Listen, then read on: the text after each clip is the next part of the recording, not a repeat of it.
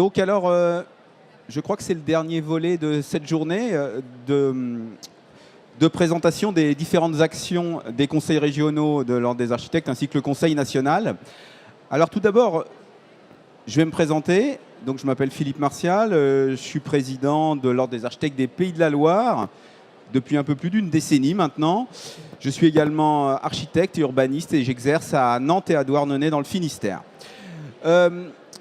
Pour planter le décor, avant même de vous parler du thème qui nous rassemble aujourd'hui, recomposer les territoires exposés au recul du trait de côte, on doit dire que notre présentation fait écho à un sujet qui a été évoqué lors d'un colloque au Sable d'Olonne le 19 septembre dernier et qui avait pour thème l'eau au cœur de l'habité ou comment s'adapter à l'évolution du trait de côte. Alors les sujets qui ont été abordés au Palais des Congrès des Sables d'Olonne étaient les suivants. Construire le logement sur l'eau, maîtriser l'eau dans l'urbain, recomposer le littoral avec la nature et surtout, quelle place pour l'architecture? Et bien évidemment, on a conclu par l'architecture comme solution. Alors aujourd'hui, nous avons décidé avec le Conseil national de faire intervenir deux acteurs qui ont participé à ce colloque, mais qui n'ont jamais travaillé ensemble, pour témoigner de la relation maire-architecte sur des solutions pour anticiper ce retrait du trait de côte. Alors tout d'abord, je vais présenter M. Thomas Gisbert, maire de Bouin. Je rappelle que la commune de Bouin est en Vendée pour ceux qui auraient besoin de précision au niveau géographique. Et vous avez la particularité, monsieur le maire, d'être vice-président de l'ANEL, que tout le monde connaît, l'association nationale, je croyais que c'était nature, mais nationale des élus du littoraux. Il y a également avec nous, et je le remercie, notre confrère Benoît Garnier, qui est architecte urbaniste et gérant de l'agence Magnum à Nantes, et qui nous a également accompagnés lors du colloque du 19 septembre dernier. Alors, pour que cette présentation soit la plus interactive possible, je vais commencer et je vais animer vos propos en posant quelques questions aux intervenants. Et tout d'abord, vous, monsieur le maire, j'aurais souhaité que vous puissiez présenter les enjeux de l'évolution du trait de côte pour votre commune. Peut-être que vous allez d'abord la présenter, mais également de connaître tout ce qui pouvait être la problématique. Je vous laisse la parole et je vous remercie. Merci beaucoup. Merci de m'accueillir parmi vous en cette fin de journée du congrès, du Salon des maires. Le hasard fait que je sors précisément d'une réunion avec Yannick Moreau, président de l'ANEL, notamment maire des Sables d'Olonne, sur le trait de côte, ses conséquences et le financement des actions à prévoir. On est en pleine préparation des PLF et donc c'est un sujet qui nous préoccupe beaucoup. Je suis maire de Bouin, en Vendée. Bouin, c'est une commune de 2500 habitants à peu près, grande commune, plus de 5000 hectares, qui est placée entre Pornic et Noirmoutier, au fond de la baie de Bourgneuf. Cette commune a la particularité d'avoir été une île jusqu'au milieu du 19e siècle. Et les sédiments, les limons, eh bien, l'ont rattaché au continent. Mais on a cultivé cet ADN insulaire. On est niché dans le marais breton-vendéen, comme on l'appelle.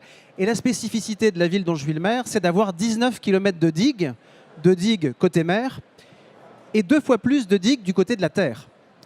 Ce qui, évidemment, amène de très nombreuses incidences. Étant entendu que l'activité économique principale de ce territoire, c'est l'ostréiculture, avec plus de 200 cabanes ostréicoles, les meilleures huîtres de France, naturellement, et qui, évidemment, justifient l'usage de l'eau de mer et des bassins. Et donc, il est compliqué de délocaliser, c'est un mot qu'on évoquera tout à l'heure sans doute, de délocaliser ce type d'activité économique. La gestion hydraulique, la gestion de l'eau douce, pour ce qui nous concerne en tous les cas, est effectuée par des structures, mais le maraîchin, l'habitant du marais, il a toujours appris à vivre avec l'eau. Il est né avec l'eau. Pendant une partie de l'année, d'ailleurs, ces gens vivaient en autarcie. Il n'y avait pas de route. Donc, l'omniprésence de l'eau, et ça fait écho à l'intitulé du colloque des Sables d'Olonne, c'était l'eau au cœur de l'habité. On n'a pas attendu 2024 pour le penser. Et on le pense dans notre territoire depuis des centaines d'années. Donc oui, les enjeux sont majeurs. On n'est pas du tout climato-sceptique, hein, bien évidemment. On est bien conscient de ce qui se passe. plus spécifiquement dans des territoires de connexion avec la mer, comme je l'évoquais, et avec l'eau. Donc on aura l'occasion d'évoquer tous ces sujets, j'imagine, ensuite, mais le maître mot pour moi, pour le territoire que je représente ici, et puis pour la communauté de communes que je représente également, qui représente à peu près 50 000 habitants, c'est s'adapter au territoire. On n'est pas sceptique, certains pourront plaider pour le fait qu'il faille partir, qu'il faille le quitter, comme par exemple nos parlementaires locaux. Je ne partage pas cet avis et je crois qu'au contraire, nous avons cette intelligence, et on en parlera avec les urbanistes et architectes, nous avons cette intelligence pour nous adapter de manière à demeurer le plus longtemps possible, autant que la raison le permettra en tous les cas, dans ces territoires que nous aimons, puisque quand on est maire d'un territoire, ce n'est pas pour le quitter. Merci, monsieur le maire. Alors, Benoît, on a longuement échangé et on partage bien évidemment la posture de l'architecte face à tout ça. Et est-ce que tu peux nous le dire avec tes mots et ta pratique, la relation entre le rôle de l'architecte face à ces enjeux majeurs, notamment et précisément sur le recul du trait de côte? Oui, alors bonjour à tous. Donc moi je suis Benoît Garnier, architecte urbaniste, fondateur de l'agence Magnum. On est une trentaine et ça fait maintenant 25 ans qu'on sévit dans tout le Grand Ouest. Je vais parler moi, de la relation architecte-maire avant de rentrer dans le détail du sujet des risques littoraux. Parce qu'en fait, les maires sont parfois récents dans leur mandat, mais ils ont une expertise sur leur territoire avec une approche très large dans les thèmes qu'ils maîtrisent. Et nous, en tant que concepteurs, on arrive avec une expertise plus ciblée, mais avec une expérience multiple dans des contextes très variés. Et notre vocation, c'est d'établir un partenariat. C'est-à-dire que moi, c'est souvent ce que je raconte aux élus. Je ne suis pas votre prestataire, moi, je suis votre partenaire. Je suis là pour qu'ensemble, on trouve les meilleures solutions, les plus contextuelles, parce qu'il n'y a pas de réponse toute prête à ce type d'enjeu. C'est vraiment à chaque contexte géologique, social, touristique, économique. Quand on arrive sur un sujet, nous, la première chose que l'on fait, c'est questionner la question. On s'assure que les enjeux sont bien posés, que le périmètre est le bon, que le périmètre d'étude, le périmètre de projet est le bon. Et ça, c'est une différence entre l'architecte et l'urbaniste. C'est qu'en général, l'architecte arrive avec une commande qui est relativement claire. L'urbaniste, il arrive pour terminer la commande. Et c'est vraiment ça le principe du partenariat qu'on essaye de mettre en place pour faire monter tout le monde en lucidité sur les enjeux, sur les solutions à apporter et se projeter, avoir une vision prospective mais aussi désirable, parce qu'on est dans un moment où il y a plus de raisons d'avoir peur que d'avoir envie, et nous on doit remettre avec le maire, parce que c'est bien aussi sa vocation, de donner envie aux gens d'être là ensemble pour le temps long. Merci Benoît. Maintenant, on va passer dans les réponses concrètes, puisque les uns et les autres, on a dressé une sorte de contexte. Et j'aimerais, en commençant par monsieur le maire de Bouin, qu'il nous fasse un retour d'expérience sur ses relations avec les architectes. Alors Benoît nous a parlé de ses relations, de la manière dont il concevait ce partenariat avec les élus, et notamment avec les maires des communes. Et vous, monsieur le maire, par l'exemple, est-ce que vous voulez nous exprimer des anecdotes ou des expériences particulières? Je rappelle, pour ceux qui ont bien suivi le sujet, que la commune de Bouin, sans ces digues, aurait quelques problématiques. C'est bien ça? Oui, je pense que je ne serai pas avec vous aujourd'hui, en tous les cas. Non, effectivement. Alors, la plupart des maires vous diront qu'il y a beaucoup de normes. Alors, il faut des normes, sinon c'est l'anarchie. Il faut des règles, en tous les cas. Mais à Bouin, c'est vrai qu'on en a plus que partout ailleurs. Pour des raisons historiques, puisque, je l'expliquais en préambule, ancienne île, donc évidemment en grande partie poldérisée au XVIIIe siècle notamment, et donc sous le niveau de la mer. Donc il y a quelques petits tracas, ou tout au moins, là encore, le fait de s'adapter. Et donc en termes d'urbanisme, on a vécu Xynthia, funestement, alors nous, on n'a pas eu de sujet, mais d'autres communes de Vendée, malheureusement, ont connu quelques difficultés, vous le savez. Et donc, nous n'avons pas de document d'urbanisme. Je n'ai pas de plan local d'urbanisme, par exemple. Donc, je suis en règlement national d'urbanisme, ce qui veut dire en substance que, grosso modo, je suis là pour la décoration et que c'est le préfet qui valide la totalité de mes demandes d'urbanisme sur la collectivité. Raison pour laquelle, à l'échelle de l'intercommunalité, nous sommes à la rédaction finale d'un plan local d'urbanisme intercommunal, mais qui ne va pas apporter de miracle. Pour une raison éminemment simple, c'est que depuis Xynthia, nous avons des plans de prévention, ce qu'on appelle des PPRL, des plans de prévention de risques littoraux, et que ma commune est grosso modo à 90% en non constructible. Et les espaces qui restent, ils sont déjà construits. Donc il faut densifier. Alors densifier, c'est très bien. C'est d'autant plus à l'époque du ZAN, c'est majeur. Ça génère quand même d'autres difficultés. Parce que densifier sur des territoires de marais, c'est assez impossible. Donc c'est forcément sur la zone urbanisée. Et donc il faut aller en hauteur. En hauteur, quand vous avez un univers complètement plat, ça pose des soucis de voisinage, par exemple. Ne serait-ce que cela. Donc concrètement, aujourd'hui, ma commune, elle a vocation à ne plus pouvoir s'accroître. Ça veut dire aussi que mon foncier a pris comment dirais-je, un tarif très élevé et qu'aujourd'hui, je ne peux plus attirer de jeunes ménages.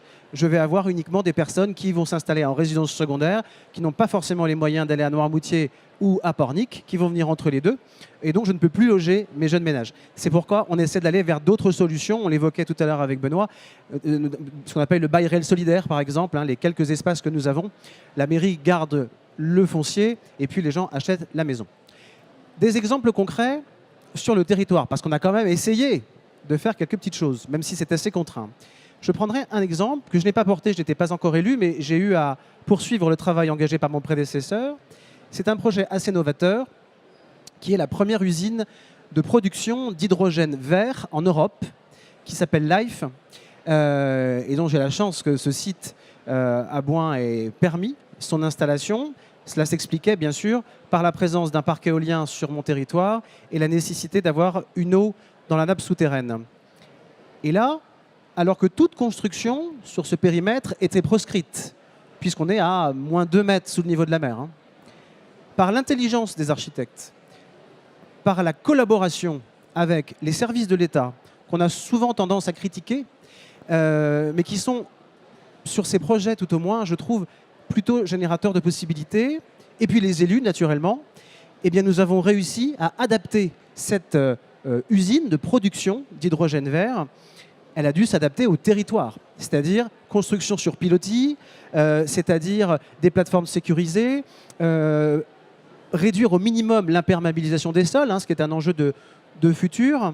Et donc cet exemple est pour moi un exemple concret de réalisation tangible, d'adaptation.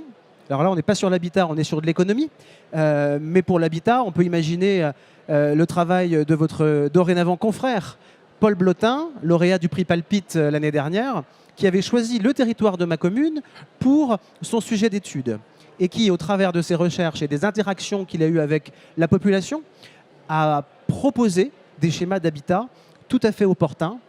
Et je crois qu'il nous faut là encore, et c'est tout l'intérêt de ce partenariat avec les architectes et avec l'État, nous diriger vers des adaptations. Les pilotis en font partie, il y en a d'autres, pour que nous puissions continuer à rester sur ces territoires sensibles.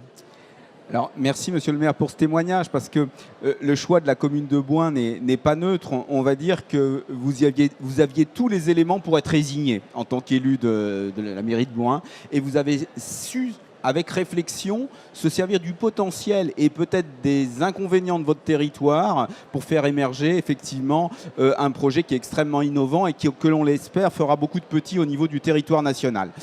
Donc maintenant, je vais revenir vers toi, Benoît, pour que tu nous parles sur différents... On a évoqué différents sujets à traiter et on va commencer peut-être par nous présenter, si tu veux bien nous présenter assez brièvement un programme, un projet, suite et je dis bien un programme et un projet, parce qu'il y a eu un programme et tu as retravaillé dessus, donc c'est devenu un deuxième programme et c'est redevenu un projet et ça a été du construit. Et là, j'entends parler de l'aménagement et les constructions que tu as réalisées sur le port de l'Île aux Moines. Effectivement, ça c'est un projet assez ancien, mais toujours, dont on est toujours très fier, c'est le réaménagement du port de l'Île aux Moines. La commande initiale, c'était un port extrêmement encombré d'objets techniques et il fallait réaliser des bâtiments pour accueillir les touristes, en gros. Et l'implantation proposée était sur le bord à quai, plus pratique possible. Et nous, on a re-questionné le programme en se disant qu'en fait, l'intérêt du site, c'était pas le port, c'était le golfe du Morbihan. Donc, on a retroussé la programmation, on l'a flanqué contre la falaise, on lui a donné une écriture extrêmement sobre qui disparaît quasiment dans le paysage, mais qui répond à ses besoins en termes d'abri pour les plaisanciers, la capitainerie, l'office du tourisme, etc. Mais l'idée, c'était pas de montrer le projet, c'était de montrer le site, de révéler le site. Et le deuxième élément, c'est la question du tourisme, qui est une question de pression très importante sur le territoire, mais aussi sur les élus. Nous, on n'a pas cherché à répondre aux touristes. On s'est dit, les touristes, ils viennent de plus en plus nombreux. Notre projet, ça sera forcément mieux qu'aujourd'hui, donc ils vont continuer à venir. On va s'intéresser aux habitants de l'île et à leur parcours quotidien quand on a besoin d'aller faire une échographie un mardi matin de novembre, comment ça se passe, quoi. Et voilà, donc ça a été aussi un vecteur d'acceptation de la population et d'appropriation des élus pour porter le projet. Alors, ce que je trouve extrêmement intéressant dans ta proposition, c'est d'une part la manière dont le programme a été extrapolé, parce que là, c'était quelque chose d'extrêmement courageux, qui n'était pas forcément gagné d'avance, puisque la pression financière, je pense que tout le monde connaît le golfe du Morbihan et la présence, enfin la pression foncière et le coût du foncier. Donc, quand on veut construire, là, on veut densifier. Et la posture de l'architecte dans ces cas-là, ça a été de ne pas le voir. Donc, alors même que notre profession est souvent caricaturée à montrer à chaque fois qu'on fait une œuvre. Et là, effectivement, vous avez réussi à répondre au programme. Je pense que tout le monde est très satisfait parce que, au-delà même de la réponse au programme, vous avez évité de rendre même le site moins attractif en, entre guillemets, l'enlaidissant par une densité qui n'était plus adaptée au site. Ouais, et puis de le dater. Parce que c'est un sujet important. Face à la nature, on a plutôt intérêt à rester humble quand même, que ça soit sur les risques ou sur l'esthétique. Donc le sujet, c'était de permettre la contemplation. Très bien. Un deuxième sujet qui, à mon avis, est très très différent, puisqu'on a parlé tout à l'heure, monsieur le maire l'a évoqué avec la catastrophe de Xynthia, de communes voisines littorales, au projet dont tu vas nous parler, de Notre-Dame-des-Monts. C'était la Faute-sur-Mer dans notre région, comme tout le monde a mémoire de la catastrophe Xynthia avec ses 32 morts, si je ne me trompe pas, et je crois que c'est la plus grosse catastrophe humaine liée à une submersion d'Europe. Qui a eu lieu donc en Vendée. Donc Benoît, sur le deuxième, j'ai sélectionné 4 de tes projets si tu le veux bien. Si tu peux nous dire un petit peu de mots sur le principe même de l'aménagement de Notre-Dame-de-Monts en rappelant bien sa situation et cette acceptation de reculer, parce qu'il va y avoir ce sujet-là, j'imagine. Alors, sur Notre-Dame-de-Monts, il n'y a pas de sujet de retrait du trait de côte. Par contre, il y avait effectivement Xynthia qui avait abîmé les ouvrages et qui avait déclenché des subventions qui ont permis d'enclencher le projet. La particularité de Notre-Dame-de-Monts, c'est qu'en fait, on a déconstruit beaucoup. On héritait d'un front de mer années 70 extrêmement brutal, une grande dalle de parking en front de mer, et on a désimperméabilisé, régénéré de la dune, réinstaller une végétation endémique. Et la relation au maire sur ce projet-là, elle s'est faite dans l'itération et dans le temps qu'a duré le projet, parce que ça a duré 12 ans pour faire l'ensemble des phases. Et en fait, il y a la moitié des bonnes idées qui viennent du maire. Et surtout, à la fin, le projet ne se voit pas. C'est-à-dire, quand on va sur le site, eh bien, on ne sait pas exactement ce qui a été fait. Quand on regarde les photos avant-après, on voit bien ce qui a été fait. Mais c'est toujours ce sujet de ne pas se battre contre les éléments, mais plutôt d'accompagner le mouvement. D'accord. Tu voulais parler de la Cano Non, pas tout de suite. Je voulais terminer peut-être sur la Cano, parce que c'est hors de notre région, donc je vais terminer pour ouvrir vers d'autres espaces. Non, je voulais que tu me parles, parce qu'il y a un autre sujet qui est extrêmement important, à mon avis, et qui est bizarre pour un architecte. Donc, tu as une commande d'aménagement du port de la Gravette. La Gravette, c'est à La Plaine-sur-Mer. C'est donc une commune littorale qui est à proximité de Pornic, entre Pornic et Préfaille. Enfin, je ne sais pas si vous visualisez, pas très loin, entre Saint-Nazaire et Pornic. Voilà, on va être à peu près, essayer de se situer de cette manière-là. Et là, tu as une commande d'améliorer, enfin, ou d'aménager un plus grand port de plaisance ou de petite pêche, on va dire comme ça, sur un site déjà existant. Et je voulais savoir ta réponse, enfin je la connais d'ailleurs, ta réponse, mais que tu la fasses partager, ta réponse d'urbaniste et d'architecte à l'idée d'agrandir et d'avoir plus d'anneaux, parce que c'était ça le sujet. En fait, la commande, c'était une étude de faisabilité pour augmenter un port de plaisance. Et nous, on a répondu à ça, hein, c'est-à-dire, effectivement, on est formé pour faire, mais parfois, le faire, c'est renoncer. Et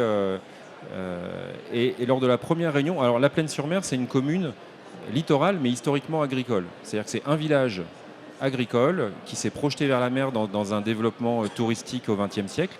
Mais le maire, il était clairement agriculteur à la retraite et avec un bon sens fulgurant. Et il m'a dit, voilà, moi je suis sous pression par l'association des plaisanciers, ils veulent augmenter le port. Moi je suis sûr qu'il ne faut pas le faire, mais je ne sais pas l'expliquer. Donc nous on a étudié et tous les arguments lui ont donné raison et on lui a donné la capacité à expliquer son intuition pour ne pas augmenter un port de manière très brutale sur l'estuaire de la Loire d'ailleurs et sur le large. Par contre, on est quand même intervenu, c'est-à-dire que depuis, on a refait la capitainerie, on a réaménagé les espaces pour rendre ça le plus accessible à tous et pouvoir profiter de ce bien commun. Mais on ne s'est pas fait embarquer dans cette injonction à faire dont on sort forcément pour des questions réglementaires, techniques, économiques. Et on partage de plus en plus ces arbitrages-là avec les élus. Alors, là, je vais redonner la parole au maire de Boin parce que le sujet du renoncement à porter politiquement sur certains sujets avec des aménagements différents, c'est quelque chose de compliqué parce que alors là, on parle d'un sujet, l'élu de La Plaine-sur-Mer n'est pas là, mais quelque part, il a un programme, quelque part, il est poussé pour avoir plus d'anneaux, d'accueillir plus de bateaux et peut-être pour sa population. Et à un moment, il va être obligé de dire, bah non, au final, on va faire moins. Monsieur le maire, vous, alors là, ça sera plutôt sur la pression de logement. Est-ce que vous pouvez nous expliquer votre méthode pour faire accepter par votre population l'idée de faire mieux, mais moins? Je crois qu'il faut avoir un spectre beaucoup plus large. Et ça fait écho à la réunion de tout à l'heure où j'étais avec notamment les élus de Mayotte et les élus de Guadeloupe, à qui on va rendre visite la semaine prochaine avec justement l'ANEL qui a son congrès. Et tout ça pour vous dire quoi? Pour vous dire que ce recul du trait de côte, évidemment qu'il est omniprésent, mais il ne se manifeste pas de la même façon partout. Et je ne peux pas comparer ce qui se passe chez moi avec ce qui se passe chez mes homologues d'Étretat, où j'étais avec le maire de Bidart tout à l'heure, Emmanuel. Vous voyez, voilà, donc chaque collectivité, on doit faire du... Je paraphrase le président de l'ANEL qui dit on doit faire de la dentelle et du sur-mesure. Et oui, c'est vrai. Ce rapport sur le trait de côte, on ne peut pas le rendre en un seul bloc. Et quand je parlais tout à l'heure et je plaide cette adaptabilité même, on doit faire du sur-mesure par territoire. Donc, et j'y viens à votre question, les zonages qui ont été réalisés par les services de l'État pour installer du logement dans certaines zones, il a tout son sens. Moi, sur ma commune, on a fléché des territoires où il était modestement possible d'optimiser ce qu'on appelle les dents creuses. Alors, des dents creuses, il n'y en a pas beaucoup. Je peux vous assurer qu'il y en a moins de dents que ce que j'ai. Pour autant, il y a d'autres collectivités beaucoup plus importantes qui, elles, ont des zones évidemment plus vastes. Mais là encore, on doit s'adapter en fonction du territoire. On ne peut pas avoir une règle unique. Et quand vous voyez que la Guadeloupe ou la Martinique sont logées à la même enseigne que Mayotte, où le président de la collectivité me disait tout à l'heure, en l'espace de 4 ans, mon île s'est enfoncée de 10 cm. C'est pas possible. Donc on ne peut pas avoir ce même raisonnement. Donc l'État nous accompagne pour évidemment du soutien à la location, mais il faut trouver de nouvelles idées. Nous, typiquement, de façon très concrète, ce que nous avons proposé, nous avions dans mon territoire une poste qui était désaffectée. Bâtiment assez typé 70, il y avait une certaine allure. Eh bien, nous avons transformé cette poste en logement à destination des saisonniers. Alors, ce n'est pas grand-chose, c'est 5-6 logements. On a d'autres bâtiments municipaux que nous allons convertir en logements pour les saisonniers parce que nous avons beaucoup d'entreprises, mais les gens ne peuvent pas se loger sur mon territoire. Donc, voilà très modestement, voilà les quelques solutions que nous pouvons avoir. Mais ce ne sera pas suffisant. Il va falloir songer à de l'habitat adapté au territoire. Et en plus de l'habitat, à l'ensemble de nos infrastructures. On le voit bien. J'ai un exemple très concret et vous allez voir, c'est symptomatique. Avec cette usine d'hydrogène, il faut des pompiers parce que l'hydrogène, ça explose. Donc, j'ai une caserne de pompiers construite dans les années 70 qui est beaucoup trop petite. Elle est en zone bleue du PPRL. Je ne peux pas l'agrandir.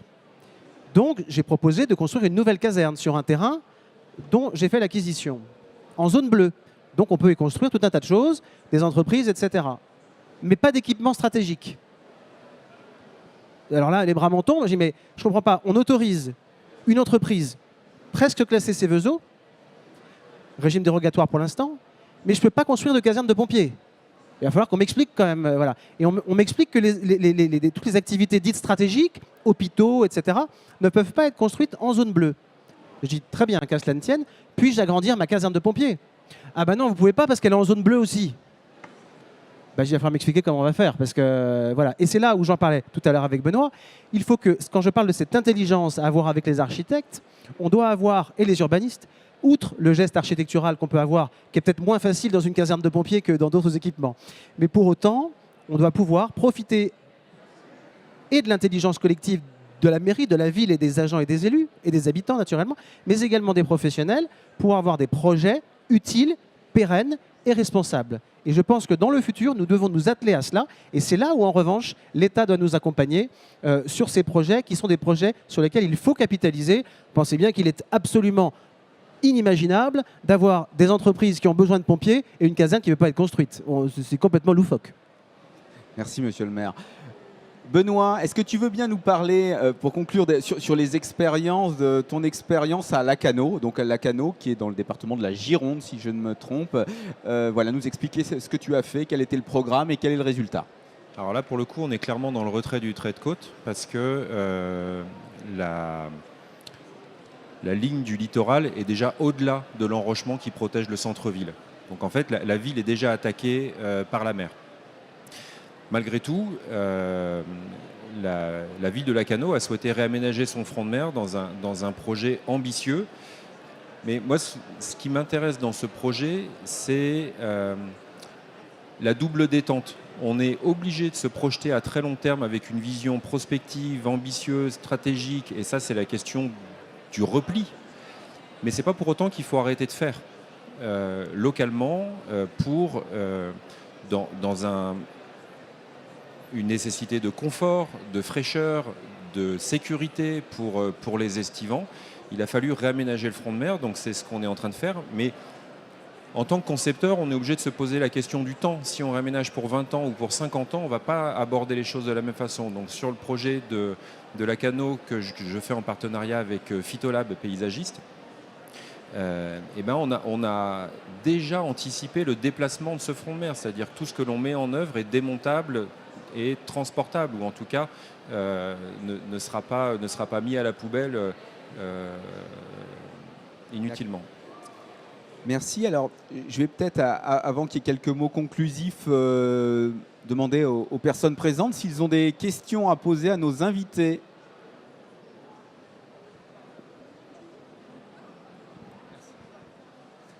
Bonjour.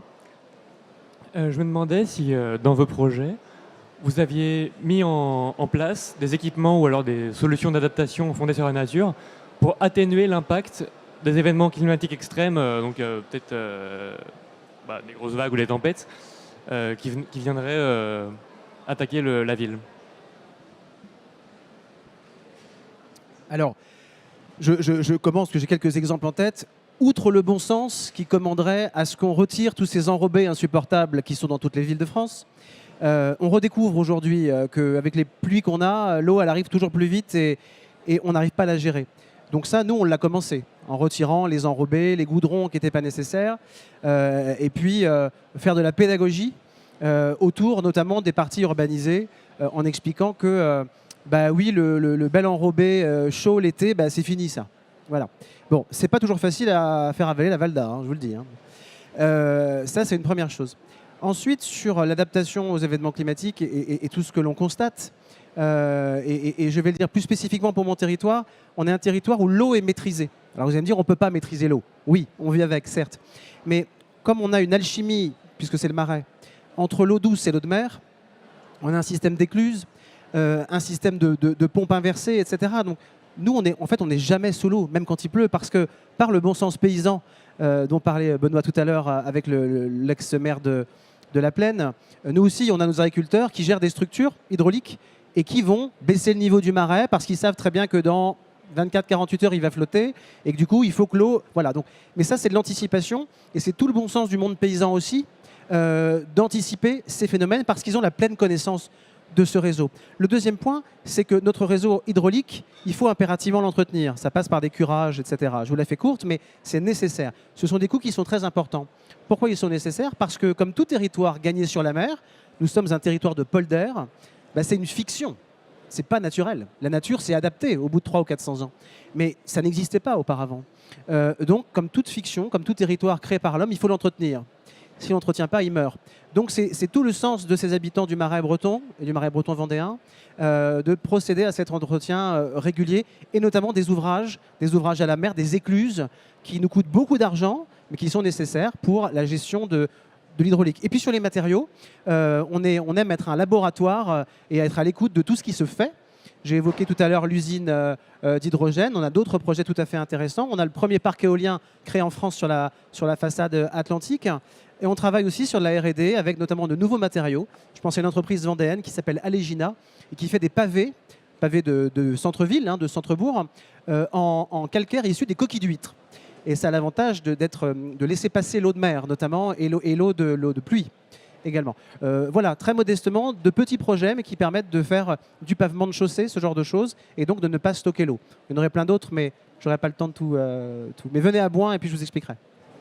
Benoît, se défendre contre les agressions brutales de l'océan, est-ce que tu as dans tes projets, peut-être pas forcément dans les 4 qu'on a évoqués, mais d'autres, la manière dont tu as pu t'y opposer fortement? M'opposer à l'océan ou m'opposer au projet? Non, m'opposer à l'océan. En fait, moi j'estime que le rôle de l'architecte, c'est d'être optimiste par rapport à la contrainte. Et il y a des endroits où il s'agit de défendre. Il y a des endroits où il s'agit de s'adapter, de se reculer, de se replier. Et puis il y a des endroits où il faut préserver les biens et les personnes parce que c'est votre responsabilité et elle est ultra engageante. Donc parfois la commande est défensive. Mais elle ne doit pas être que défensive. C'est-à-dire qu'elle doit être paysagère, elle doit être porteuse d'usage, elle doit être porteuse d'identité. On ne fait pas un enrochement de la même façon à Bidart et à Étretat. Ce n'est pas les mêmes cultures, ce n'est pas les mêmes gisements géologiques, ce n'est pas les mêmes types de vagues, etc. Et je pense que là, l'architecte a un rôle à jouer en complémentarité avec l'ingénieur qui arrive avec tout son savoir-faire et son expertise et ses contraintes à lui. Mais nous, on doit transformer ça en paysage, en usage, en vie collective. Alors, je crois qu'on arrive un petit peu à la fin de la présentation. Alors, donc, dans vos propos, moi, j'ai pris un certain nombre de notes et j'allais dire que, bon, une évidence, hein, je crois que les climato-sceptiques, je ne sais pas s'il y en a beaucoup dans la salle, mais je pense qu'il faut arrêter d'avoir ces discours-là. L'évolution climatique, elle est existante. Il va falloir pouvoir l'aborder avec optimisme parce que sinon, si on est sur le renoncement total, je crois qu'on n'a rien à faire là et on n'a rien à faire dans nos responsabilités à la fois d'élus et de professionnels. Moi, il y a dans vos propos des sujets qui reviennent en permanence. C'est que cette relation architecte et maire, ce n'est pas une relation de prestataire, c'est une relation de partenaire. Et ça change tout, parce que quand on sait que face à l'évolution climatique, on a à peu près 5000 textes et règles qui régissent tout ce qui est le terme d'urbanisme et de construction, qu'on est entouré de contraintes économiques, lobbyistes, etc., etc., on a besoin de travailler en confiance avec des gens qui vont être en capacité de faire mieux avec moins. Et c'est aussi ce qu'il faut, je pense, en tirer. La commune de Bouin n'est pas la commune la plus argentée de France, qu'on soit bien d'accord. Par contre, vous êtes face à des enjeux qui sont considérables. C'est effectivement, vous pouvez être complètement noyé, c'est le moment de le dire, mais vous avez choisi une autre posture en prenant un chemin de traverse qui est très audacieux, hein. J'avoue qu'il faut être fort pour porter des projets, parce que vous le dites assez simplement, oui, on a fait notre petite usine de métal. Non, c'est pas simple. C'est très très complexe, hein. On sait la gestion. Je sais que vous bataillez pour effectivement faire évoluer le bon sens dans les règles, parce que les règles, elles sont faites pour servir et non pas pour contraindre et pour sécuriser.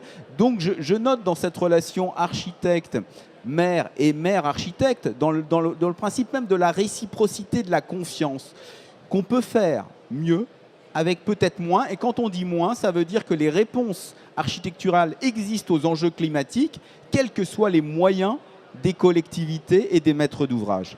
Voilà les quelques mots conclusifs que je pouvais avoir. Et puis, à moins qu'on continue sur le débat, où je crois qu'on est à peu près dans le format horaire qui avait été convenu initialement. Merci à tous. Merci.